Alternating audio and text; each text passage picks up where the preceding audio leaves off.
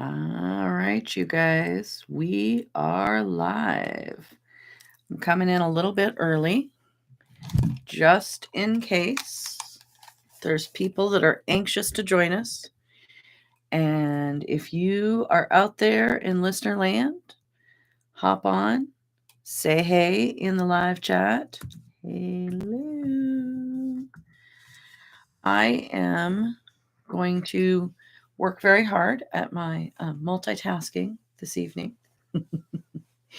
But for those of you who are just getting on, just joining us, come on down. We have a very, very cool conversation. Hey, Isabel, how you doing? Great conversation for you this evening. We're going to be talking about problem solving, all the things that we have as problems in the dog show ring. So I'm very excited for today's conversation. We have some super great questions that listeners submitted ahead, and we're going to get to that here very, very shortly. We are still just about a minute early. So for those of you who hopped in early, join us. Here's my Superman cup to toast our lightning round with Laura. Although, I don't know, feel me out, guys. How do you feel about live at 5? Like, I feel like that has a really great ring to it. Like, there's a whole lot of news stations that have been using it for like 40 years. So, what do y'all think? Poll time. Drop a poll question in the chat. Live at 5 or lightning round with Laura? Speak to me, people.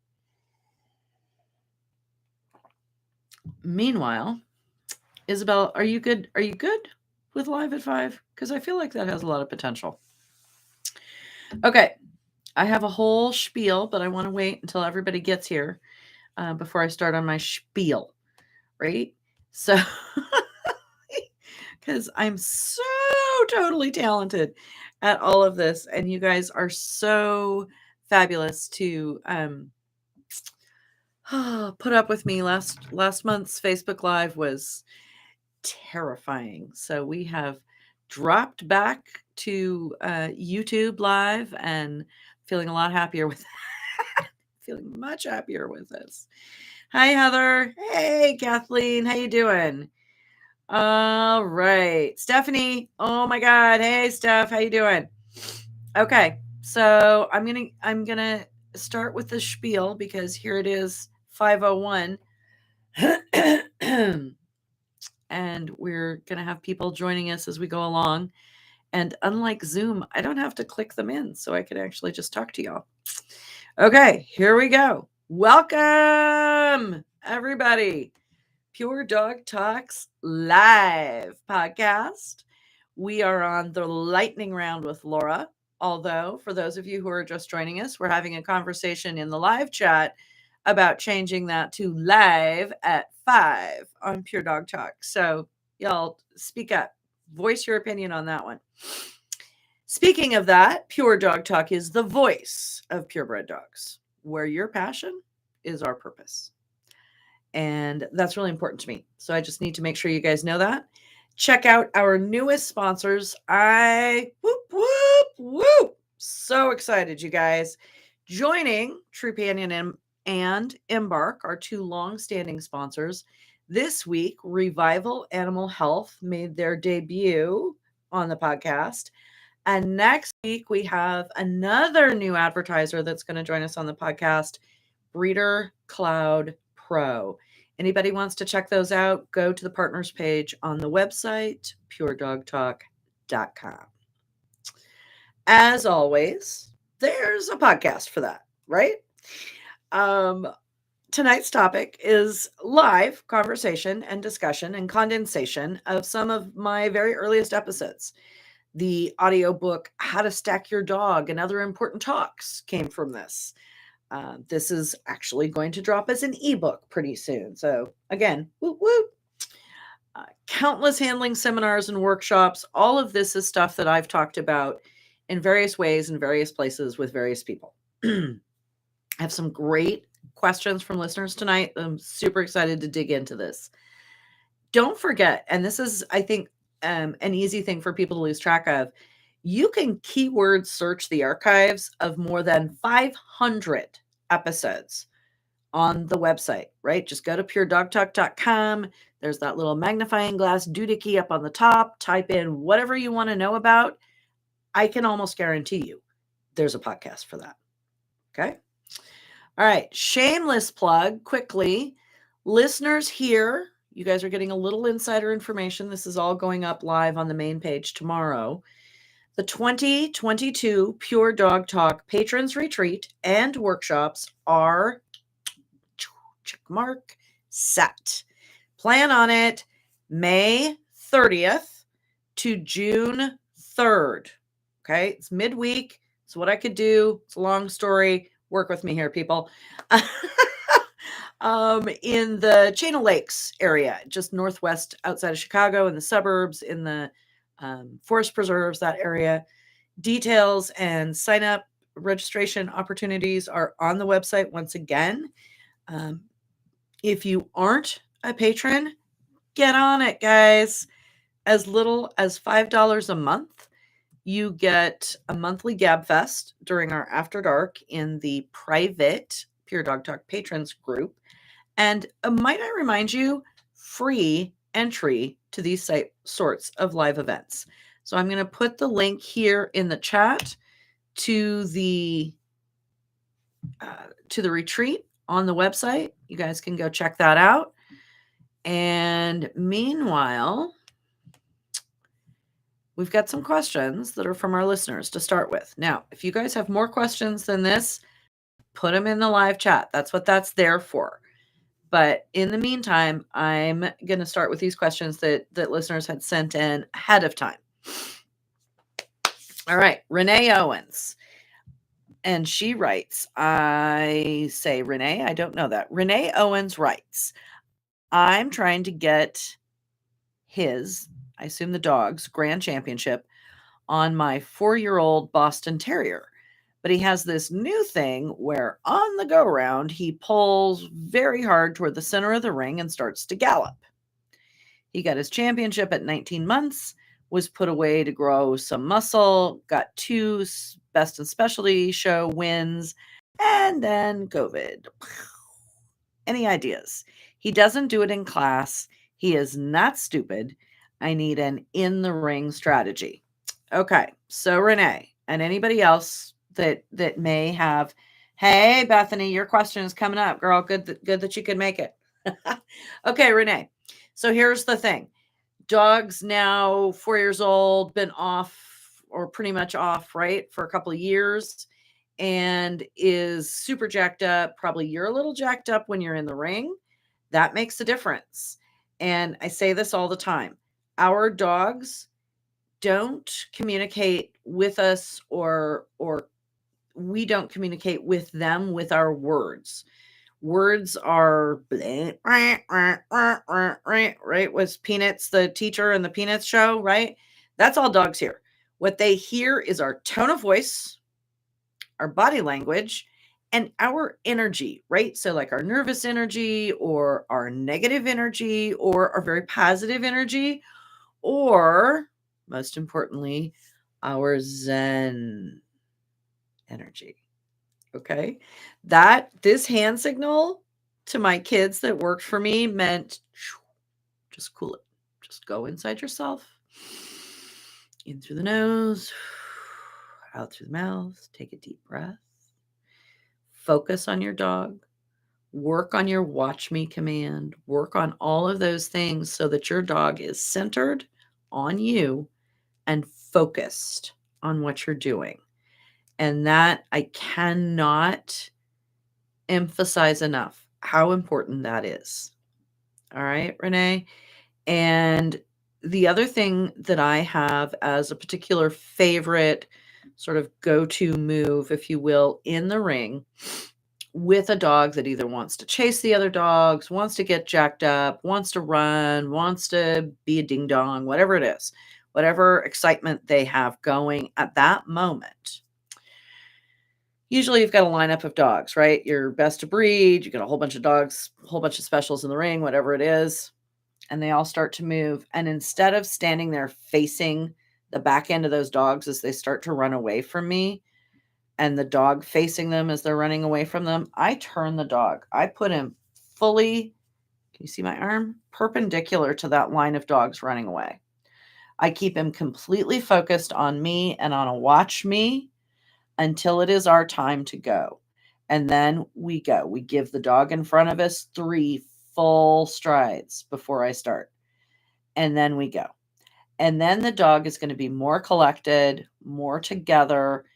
If you can concentrate the dog's attention on you, not on the surroundings, not on these other dogs that are running away from him that he wants to chase, he wants to play, he wants to do whatever, turn him to the side, keep him on a watch me, and then just when it's time to go, turn and start your go round and start that easy, gradual 1, 2, 3, go. All of those things go into it.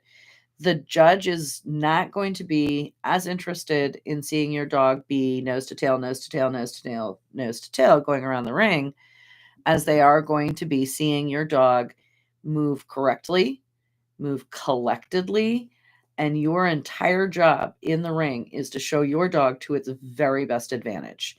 And that is very frequently not racing like a lunatic right behind the other dogs in the ring. Okay.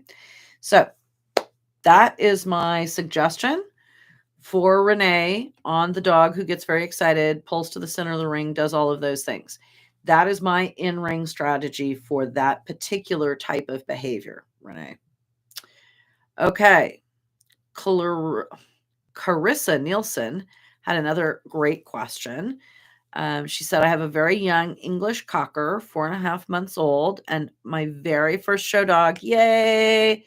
Chris, I'm so excited to hear that. When gating, he always wants to be looking at me instead of straight ahead where we are going, which I feel throws off his gait. I'd love any suggestions. Carissa, this is such a common movement fault. And you are absolutely right. Every time that dog's looking up at you like this, he's moving like so, right? His front feet are going like this. They're not going like this. And so absolutely correct in your observation and a very, very simple fix, I will tell you. Don't look at your dog. I know, seems kind of silly and sort of simple, but we get so worried about what the dog is doing that we're constantly looking at them and the dog's reaction, of course, because again, they don't respond to words, they respond to body language. If we're giving them eye contact, they're going to give it back, right? So when you move, 2 things, put the collar straight, whether you're moving them on a rescue or a chain or a modified, whatever you've got, put the collar dead on the back of the dog's skull, right up the occiput. I know people get crazy about this, but trust me, this works. Give the dog a straight line to follow. Do not strangle the dog. Okay. You want to have what we like to refer to as contact without tension. It's a very important thing. And it's a piece of what we talk about a person having good hands on the dog, right? They can have contact. Like if you're riding a horse, for those of you who are horse people out there, I promise you there's so many comparisons. You want to be, you want the horse to know you're there. You want to have contact with the bit, but you don't want to be up in the horse's mouth. Okay. Same exact thing with the dog. Contact, not strangulation. Okay. Straight line, right up off the occiput, straight line. You run in a straight line. Okay. Another important movement fault is we need to not look like drunken sailors. Sometimes it's a thing, right? Okay. Move in a straight line. So get done with your exam, get the dog off the table, stand, go in front of the judge. Make sure that the dog is lined up with the judge, not you, right? So many of us want to stand in front of the judge. Judge doesn't want to see your backside going away, wants to see the dog's backside going away. Dog in front of the judge, you to the side. Look at the far end of the ring. Look at the corner post. Look at a pole. Look at a lady with a funny hat. Whatever. Straight line. Run down. Turn around. run back. Do not look at the dog. And I promise you do that a few times in practice and handling class, it will quit looking up at you. It's looking up at you for validation. You're going to do all of your communication through the leash. Your hand on the leash is, again, you're in contact. Everything's good. Everything's comfortable. Nobody's worried. No stress, no drama. Straight line, straight back. Look up. Do not look at the dog. It is a painful, difficult thing to train yourself not to do. I promise. But it will make all the difference in the world. And as long as the dog is happy, right? Like you don't have a super shy dog, I also would not talk to the dog because as soon as we're talking to them at that time, they're looking to us for validation. So that's some very early and essential basics. After that, if you're still having problems, you can use cavaletti poles and you can teach a target, right? So that the dog runs through the cavaletti poles and gets a piece of food sat on a chair at the end of the cavaletti pole. So they're looking forward to that. You can also use a ball and roll it forward while you're moving the dog. All of these are more complicated answers to the same question. And honestly, 9 times out of 10, just simply moving the collar to the point of the occiput, running in a straight line, not looking at the dog and not talking to the dog will work. Okay. Gunner. Hi, Gunner. What should she be giving the dog to look at then? Okay. So Gunner, the as I was just saying, the dog is going to naturally look forward of its own accord. They will mimic your body language. If you look forward, the dog will look forward. And I talk about this, the same thing when you're training a free stack, when you're training anything else, the dog will literally mirror you. So if you have the dog facing you and you're trying to do a free stack and you're all slumpy like this, the dog's going to do the same thing. Stand up, shoulders back, tummy in, chest out, all the sort of marine parade ground thing. The dog's going to do the same thing. You point your toes out, the dog will point its toes out. It is absolutely miraculous. Try it sometime. You line yourself up, you have the confidence, the dog will do the same thing. So you look at the corner of the ring, the dog will look at the corner of the ring. Absolutely 100%. And then if for some reason you have one of the tiny fraction of the dogs that's still not enough, as I mentioned, use your cavaletti poles or use your ball to move them forward. Okay, so that's that. Renee or Carissa, if you have any follow-up questions to that, absolutely pop them into the chat. Bethany, I know you're there all the way from Australia. I don't even want to know what time of day it is in Australia. That kind of scares me. So I'm super impressed that you're here joining us. So thank you. Okay, Bethany had a really great question. She has a young whippet that is 15 months old, and she gets distracted, and she's trying to get to the dog, and he's trying to get to the dog in front of him, or in the best of breed classes, trying to turn around and look at the bitch behind him. Okay, so Bethany, I think you were here when I was answering Renee's question. So all 3 of these questions really fit nicely together. They're actually kind of similar. The same answer applies with your whippet that wants to chase or be worried about what's behind him, what have you. Practice that turning sideways until it's your turn to move, right? Practice the watch me and then go. And then if you have a particular exhibitor who wants to follow particularly closely, you might just quietly say to them, hey, could you give me just an extra couple strides? My dog's a little worried, or, whatever you need to do. And so that your dog has the ability to showcase himself nicely on the go round. Some of the same things I was talking about in answer to the question from Carissa can also apply, right? Because you want to look where your dog is going, not look at the dog. You want to have the dog focused on being in tune with you and moving in stride with you. If you can do those things, most of that's going to go away. So for those of you who have additional questions, those are the 3 that I had. Oh, I had one other one, but whatever, it didn't show up in my page. So those are the questions I had going in. Anybody else, drop it here in the box. Meanwhile, I'm going to do a little bit of a riff. And I'm going to talk a little bit about what I've been spending the last 3 months working on, which is the ebook from the audiobook from the How to Stack Your Dog. How to Stack Your Dog was originally a column I wrote for Best in Show Daily a million years ago, and it got so much reaction that I was shocked. I was absolutely shocked because people did not have mentors. They didn't have people to tell them, to teach them how to stack their dogs. And I was absolutely blown away by that. And so that is what has developed into what was a CD audiobook is now going to be a downloadable audio file as well as a downloadable ebook. So that's a lot of what we're talking about tonight. Hey, Kathleen, how are you? Kathleen wants to know about tips for keeping my toy dog peppy in the group ring, particularly when breed judging is early in the morning and groups are in the late afternoon. Great. Bethany says her dog is a walking hormone.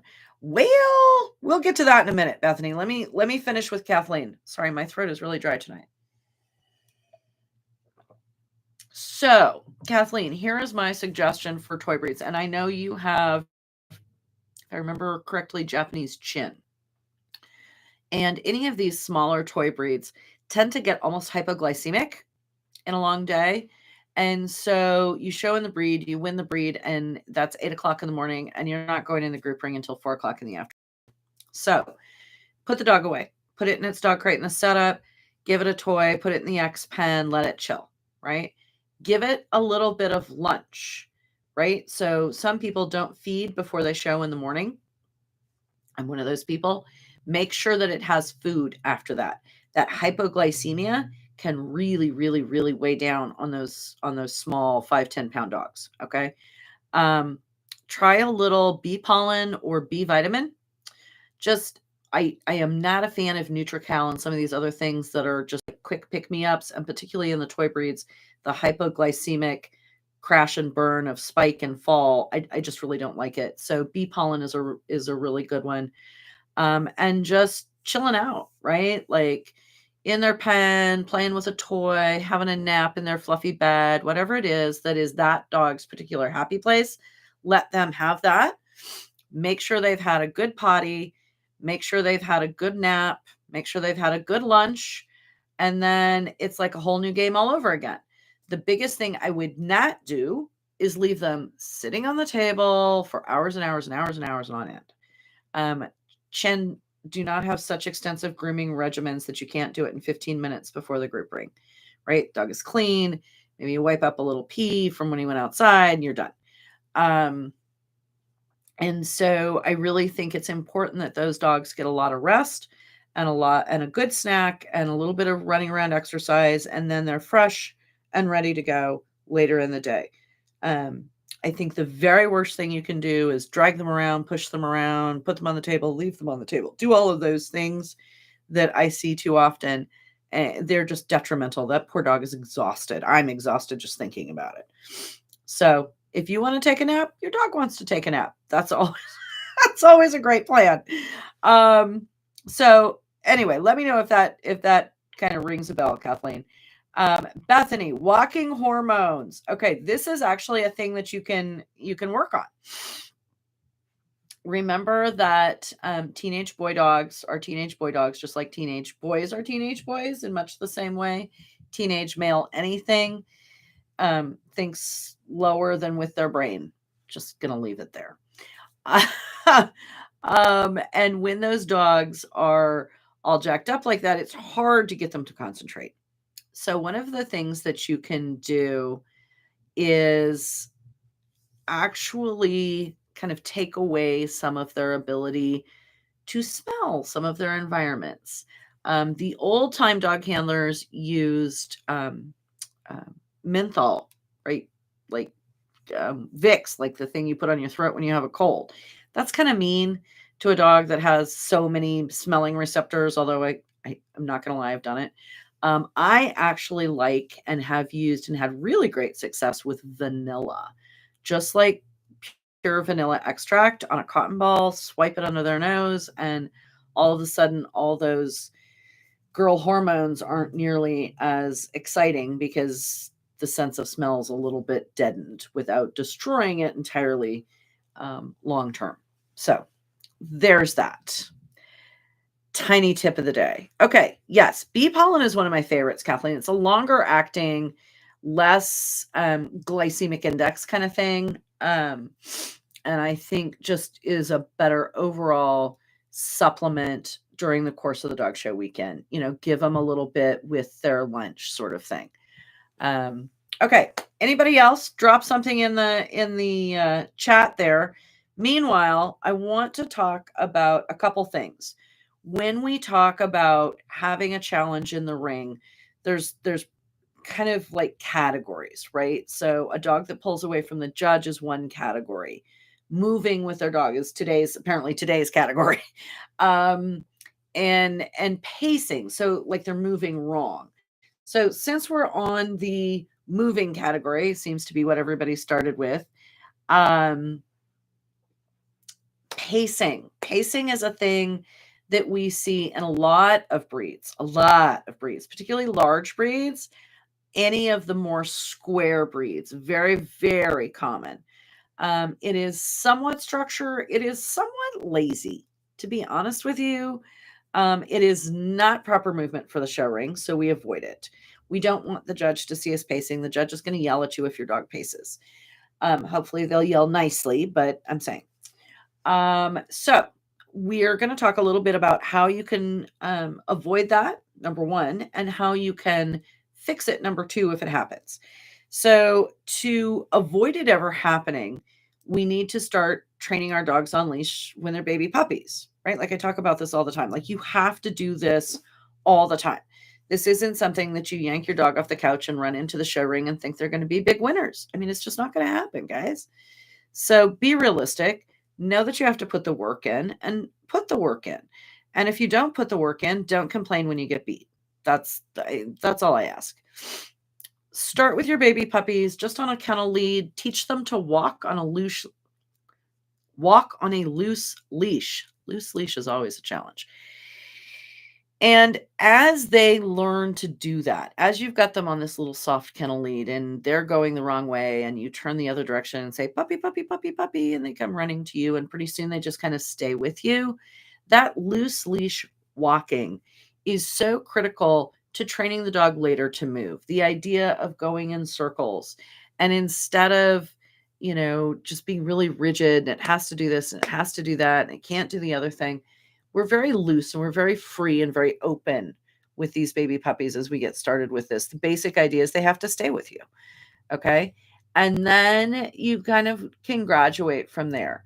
I don't put my baby puppies on a show collar, like a chain show collar or anything like that. Often until they're 6 months old. They learn to do everything on a kennel lead.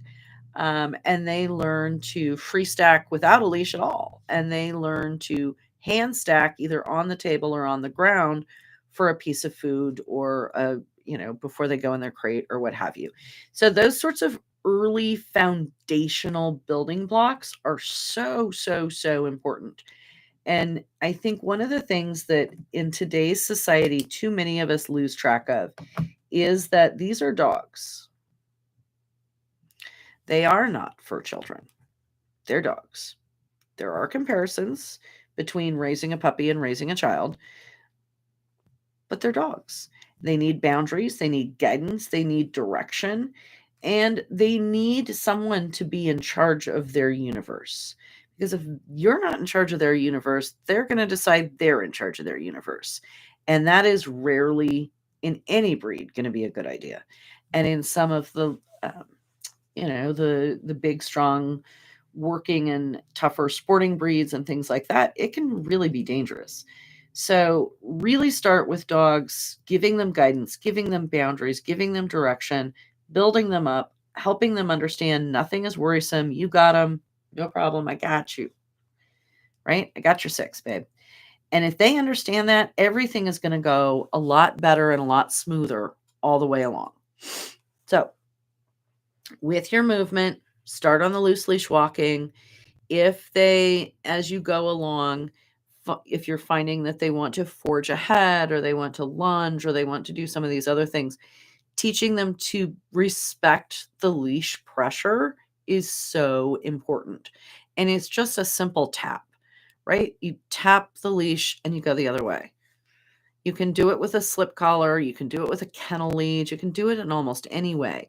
But they need to understand that they don't get to just drag you around. That's not acceptable behavior. It's not funny, it's not cute. You don't put a harness on to solve it. All that does is make them pull harder and further away. Just a simple tap on the collar and go the other direction, and they're going to understand that that's the way they do things. Okay, so starting with that foundational piece, then you move up to starting to teach them to walk nicely beside you on the leash, right? So you've got the idea of a loose leash. You don't gag and drag. You don't like run away with me. And so I start all of my puppies with that, as I mentioned, the leash right on the point of the occiput, not tight, but just so they know that there's a collar there.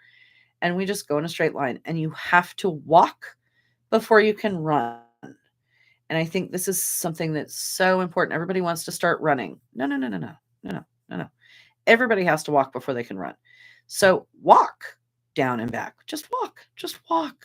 Just walk. Walk in a straight line. Walk back in a straight line. Then the dog will know what it's actually supposed to do. And then you can trot down and back. Okay. But just think of it as building blocks. Think of it as baby steps.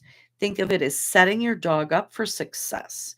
And if you just slap a chain collar on them and run, they don't know what's going on. They don't understand what you're demanding of them. So try to have a little respect for their perspective and helping them understand what you're asking them to do. So finally, you have this dog that after all of this still thinks that pacing is the right answer. I see this Akitas. I have had a number of Akitas over the years who could actually go from a trot to a pace while moving. It was frightening. It was truly frightening. A few Ridgebacks, a Portuguese water dog that was such an amazingly smooth pacing dog that most judges never noticed and would give him the breed while he was pacing. It was terrifying. So I'm saying this is a thing that is particularly challenging. So your best solution is that you need to get the dog a little bit off balance, like you would put a horse a little off balance if it's going on the wrong lead, for example. Okay. So, but you do your exam, take your dog, gather it up, go in a big, what we call a courtesy turn, right? All the way. And your courtesy turn should end at like the ring gate behind the judge. And you're going to do 1, 2, 3, and a little lift on the collar. Just doesn't have to be like a big production. You don't have to hurt the dog. Just lift, just bump them off balance. Lift them up. If they have a beard, I used to scruffle the beard on one of the Spinonis that like to pace, right? Anything that just throws them off a little bit and then go. And the important thing about a dog that paces, don't stop.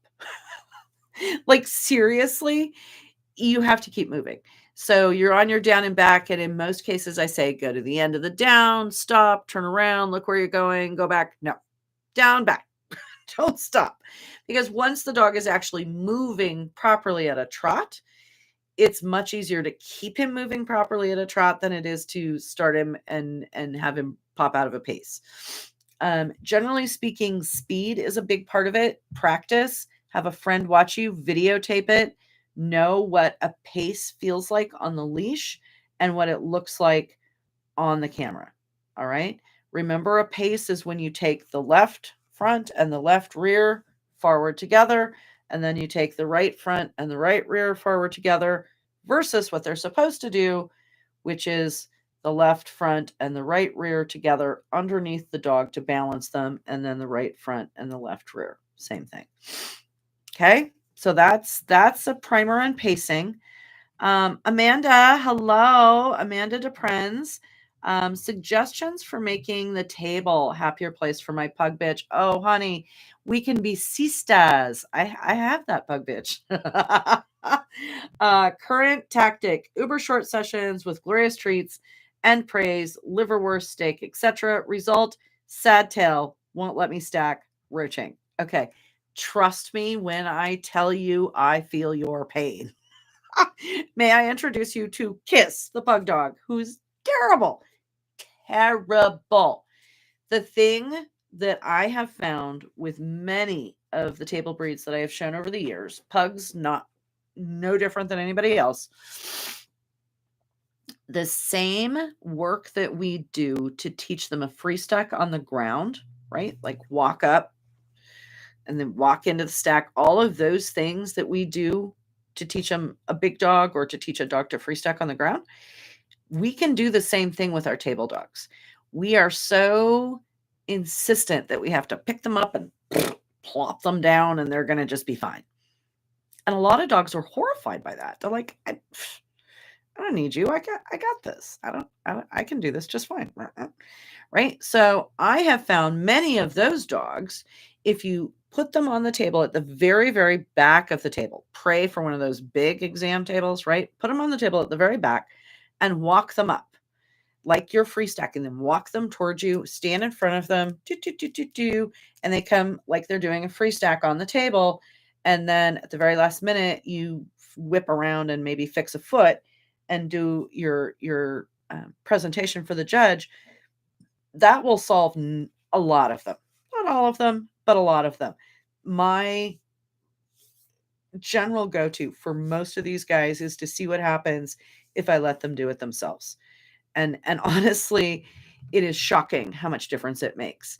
The other thing that I have had success with pugs, some with Manchesters more, is less drama, for lack of a better thing, less liverwurst and more just super boring. Right? Like we go up on the table and you stand here and you just do that very calm. You know how I'm talking, that really calm hand, and you just set your hand on the dog and you just stroke really quietly. And you do that ahead of the table exam, right? So not on the table in the ring. I'm talking outside the ring. Bring a ringside table, set the dog up on the table, and just quietly stroke it. And just really give the dog the confidence. Everything is fine. This is no big drama. We're not really making a big scene about this. And as they relax on the table and as they stand up there for a while with you, you just put that calm hand, just really quiet, almost a T-touch concept, just right. So you're really just pushing the energy through the dog. That dog will settle and you'll feel it settle underneath your hand. And as they settle and as they relax and they settle down into their body, their tail will come up, their ears will go up, everything will come with that. But that's it takes time, depending on the dog and the reason that they're unhappy on the table. Are they scared? Are they mad? Are they whatever? Right? So there's different reasons for dogs to have problems on the table. So understanding the source of the dog's unhappiness, and yes, you might be micromanaging and adding to the drama. Yes, that is possible. Pug does as Pug wants forever is so, so, so true. They are ancient. They are they're Chinese royalty, dude. Like they don't really want you messing with them. The people that can teach pug dogs to hand stack, I bow, man. I'm like, I've shown best in show winning pugs. I've shown them. I've finished. I can't even tell you how many pugs I've finished. I don't think I've ever had one I could hand stack. They're like, "Mm, mm, mm, mm, mm." That's how they think about that. Okay, so that was fabulous, Amanda. Try that. Try the throw them up on the table, walk them forward, and say yeah, right, and just really relax through that. And I think a lot of times, so many times, um and I don't say this to be mean to you or to anyone at all. I say it to myself all the time. It's almost never the dog. It's almost always us. And once we figure out what we're doing wrong, right? It's not the dog, it's what we're doing wrong. And we didn't listen. We didn't hear what they were telling us. We didn't appreciate the depth of their angst or their fear or their concern or their independence or whatever it is. So I think that is so important in so many things in our relationship with our dogs is listen to what they're telling you, because they'll tell you. And if we can do that, I think we'll all be so much happier. Okay, so while we wait for another question, we talked about the pace, and we talked about a little bit as I was answering one of the other questions, but I want to talk some more about how to move with your dog. And it's always better when we can do these in lives. So like I said, if you guys can get to Chicago for the workshops, I'm doing a handling workshop with that, and we'll work on some of these things. Moving with your dog, no matter what your breed is so critical to the success of the presentation, because you are always, whether you are standing or moving, a frame for your dog. Okay. That is how you think of yourself. You are a picture frame for your grand masterpiece. That is your mindset. That is your presentation. That is your body language. That is your dress code. That is everything. I am a beautiful frame for my masterpiece. It is not about me. It is about my dog. And like any great artwork, the frame isn't meant to be seen. So when we move with our dogs, our goal is to move smoothly, to move from the hips. All of the drive when we move around the ring with our dogs is from the hips. And so whether you're walking or running, whether you have a Chihuahua or a German Shepherd dog, the same things apply. Move from the hips, drive from the hips. All of the motion in your body is below your waistline. Everything from your hips up is quiet. Just like we want our dogs' top lines to stay still, unless we're a Clumber Spaniel, and then we want them to go like so, right? Okay. It's really important how we move to impact how our dog moves. So drive from the hips, take long strides. This is not a joke. I help people visualize this by talking about cross-country skiing. If you've ever done cross-country skiing, if you've ever watched cross-country skiing at the Olympics or what have you, that right? That kind of concept, low feet on you means low feet on your dogs. Low hand means low head, which means better reach. All of those things go together. And that is just, I think too often we all want to do the flash and splash that we see in the ring from other people. And God bless Nancy Martin when she was showing and she had her 4-inch fingernails and she would hook the leash for the Samoyed on the fingernail, not on the finger, on the fingernail, and go around the ring with it. Well, that was beautiful, but not the rest of us can't all do that. Okay.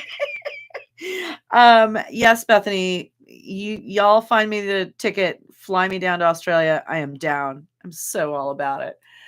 At any rate, so watch how you're moving. Practice moving if you're new to this, or even if you're old to this. Practice moving with no dog on your leash, just a leash in your hand. And that leash should never move. If you're moving properly and there's no dog attached to your leash, there should be no sway, no swing, no flailing around, no.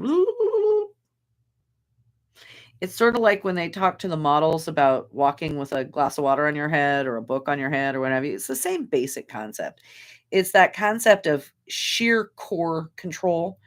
And one of the reasons I have found over the course of time that many of the best dog handlers are also relatively good athletes, it's because they understand core control. They understand how to control their bodies.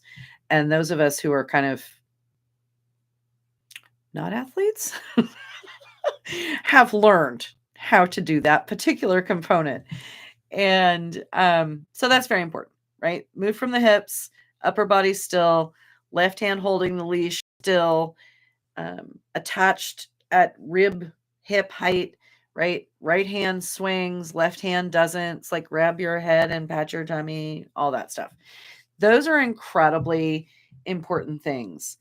Core control and supportive undergarments. Yes, yes. We don't want to be dismissive of anyone. But I do encourage everyone to keep in mind the vision that you are a frame. You are a picture frame. So put the prettiest frame around your dog that you can arrange. And know that it is about your dog. And the painting inside the frame is what counts, but the frame helps showcase it. Elliot, how you doing? National Specialty Prep. Okay. Have your dog really well trimmed.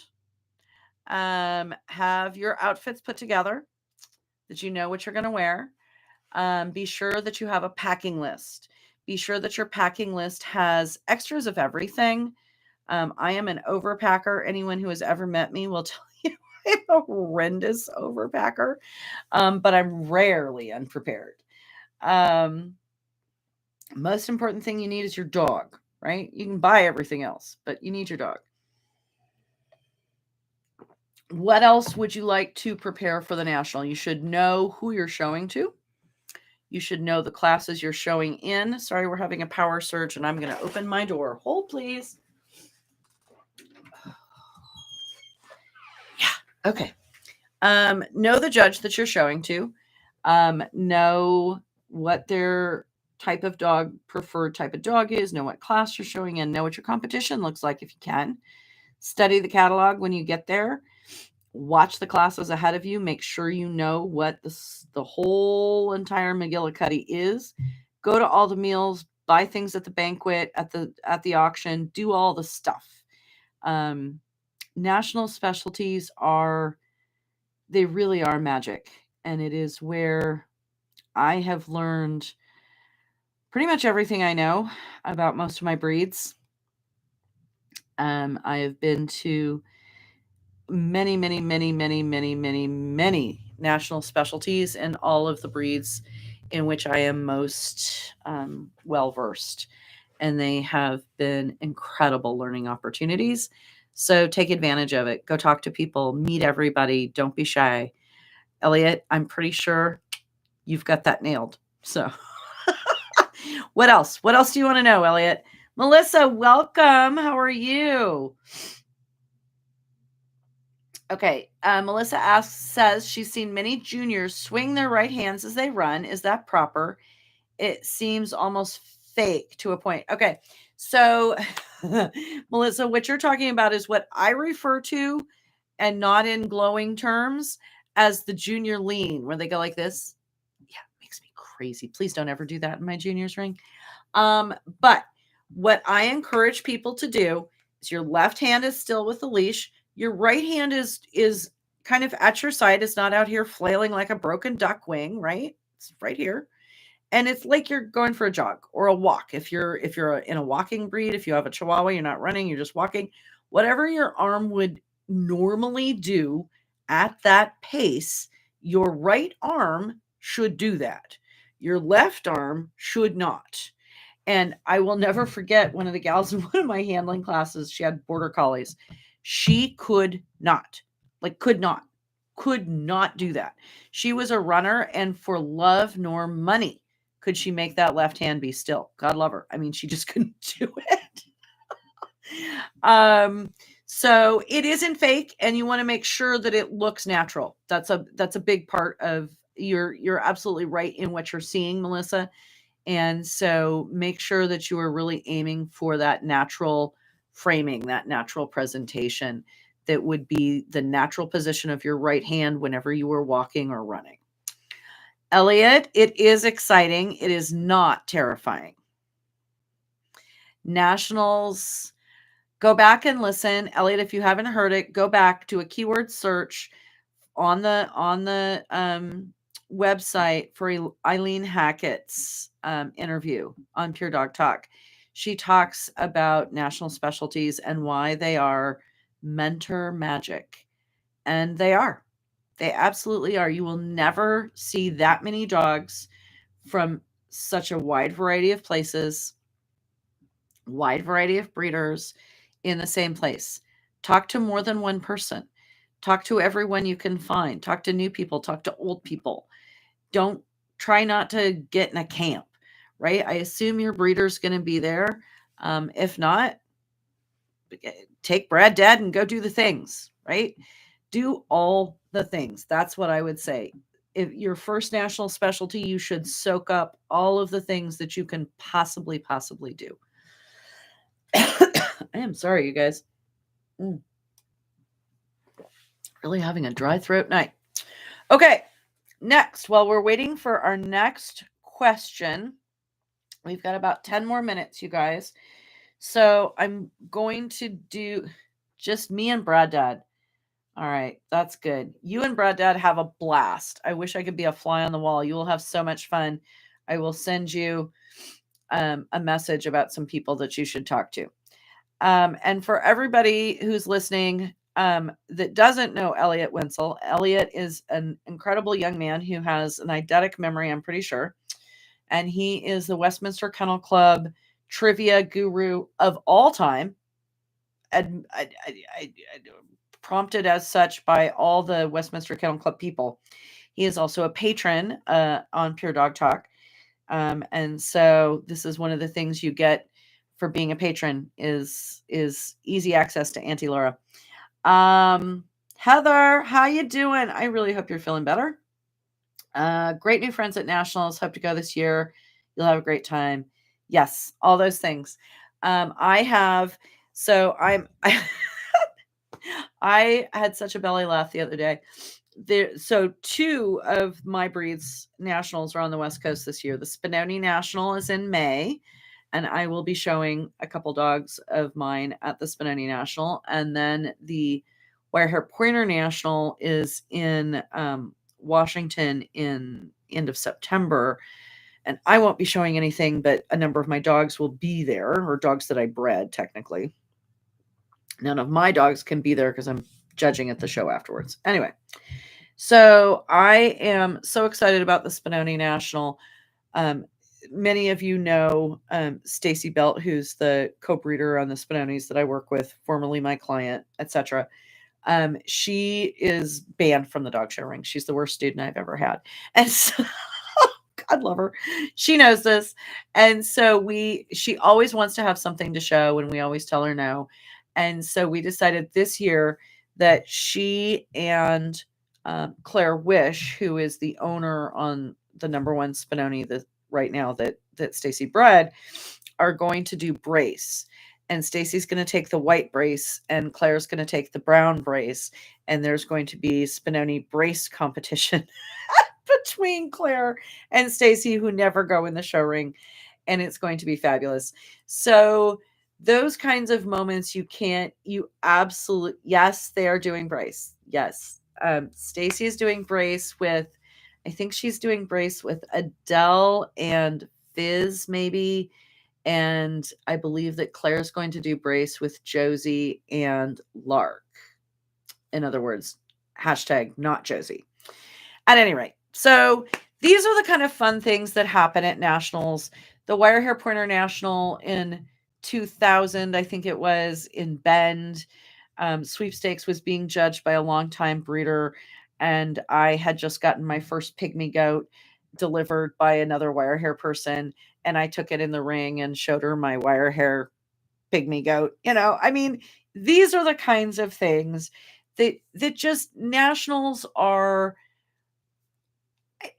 It is really hard for me to express, and I've spent years trying to explain how powerful nationals are. And there are very few nationals that I've been to in my breed that Stacy's here. Oh my gosh. Hey Stace, I didn't know you were here. Yes, you get to show something. You guys get to show embrace. A balloon dog show. You can do anything. You can do all of the things. Nationals are about,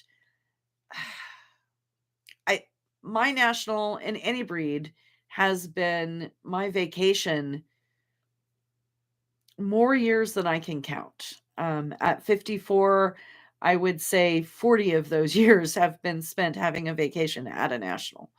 I didn't go to Hawaii. I didn't go to Aruba. I went to frickin' Peoria, Illinois, or some godforsaken end of nowhere place because it was the national. And that's what you do. And that's where you learn. And that is where you make memories that you will never, ever, ever lose. Okay, 6 minutes. And then my dry throat. Your end cap for the evening is a story.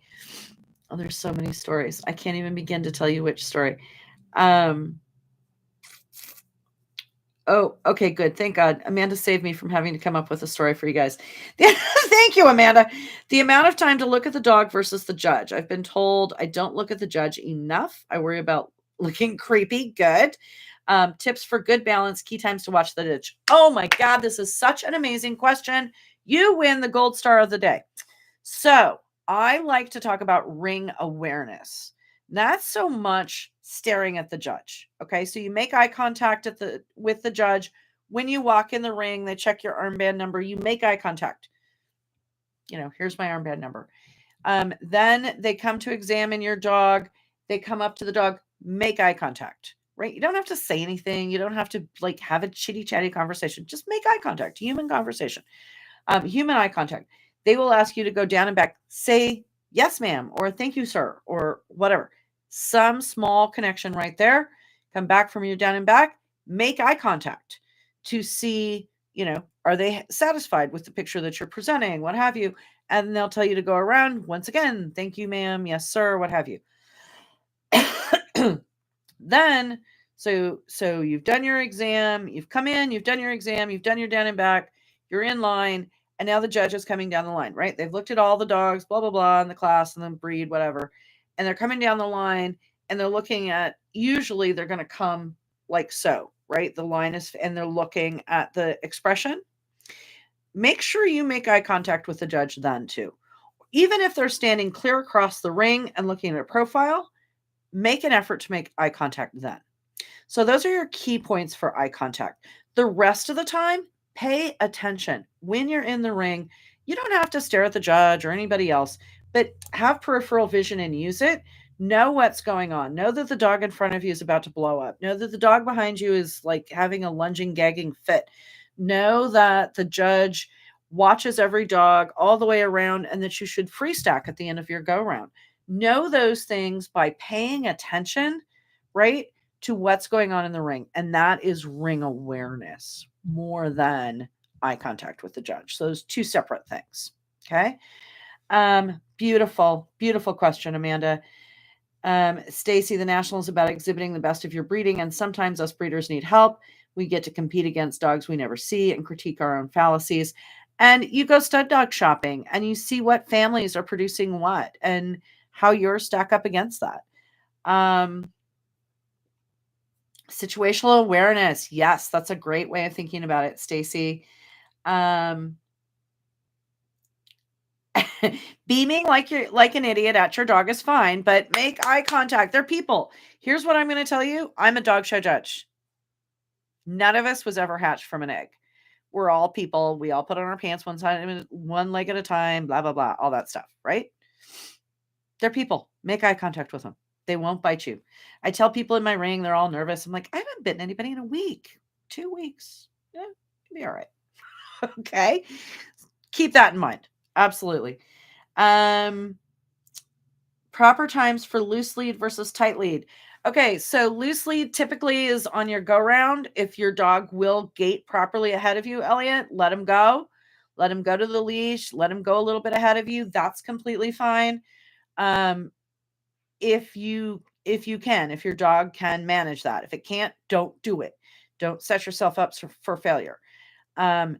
Always, and I don't say a tight lead, but more contact is always better on your down and back because it's more controlled and you need to have that straight line.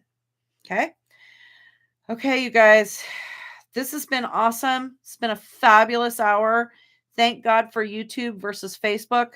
Facebook, bite me. So,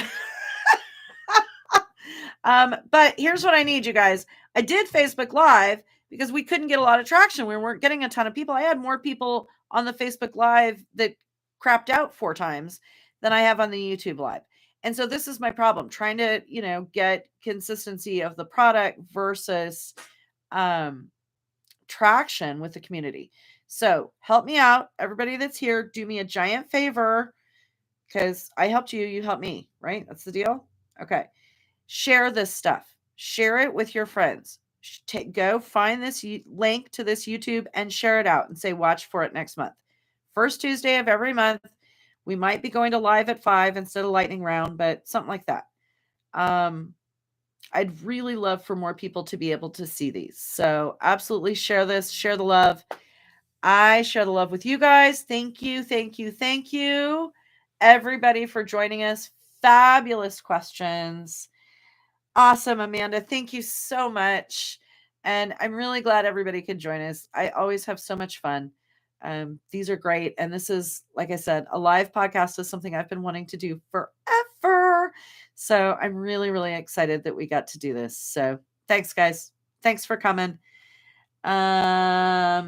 You could absolutely post it anywhere. There will be a link that will pop up on YouTube. It'll be under the live. You have to go look under the live section instead of just in my regular YouTube channel or whatever. Go to the live section. There'll be a link. Share it. It's public. Share it loud and proud, everybody. All right. Thanks a lot. Good night, you guys.